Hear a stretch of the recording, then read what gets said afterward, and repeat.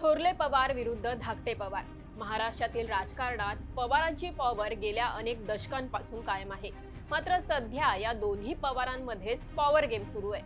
राष्ट्रवादी पक्ष यासह पक्षाचं चिन्ह ताब्यात घेण्याची लढाई, आमदार अपात्रतेचं प्रकरण, अशातच अजित पवारांकडून थेट शरद पवार गटाला आव्हान देत खासदार पाडण्याचा दावा केला जातोय. पाडापाडीची भाषा करणाऱ्या अजितदादांनी एकेकाळी आपल्या काकांसाठी सत्तेची खुर्ची सोडली होती. नेमकं हा किस्सा काय आहे जाणून घेण्यासाठी व्हिडिओ शेवटपर्यंत नक्की पहा.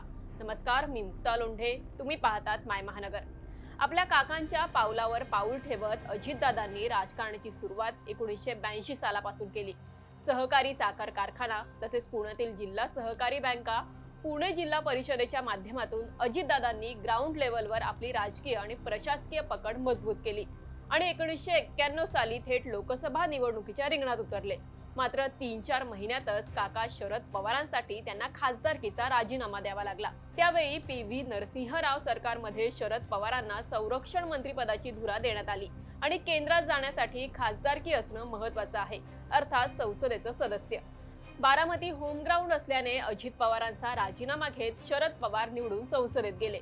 अगदी 3-4 महिन्यांपूर्वीच दिल्लीत गेलेल्या अजितदादांना त्याच वर्षी 1991 मध्ये बारामती विधानसभा मतदारसंघामधून आमदारकीची धुरा मिळाली. महाराष्ट्रात आपला खुंटा बळकट करत अजितदादांनी 7 वेळा आमदारकी आणि 5 वेळा उपमुख्यमंत्री पद भूषवलं आहे.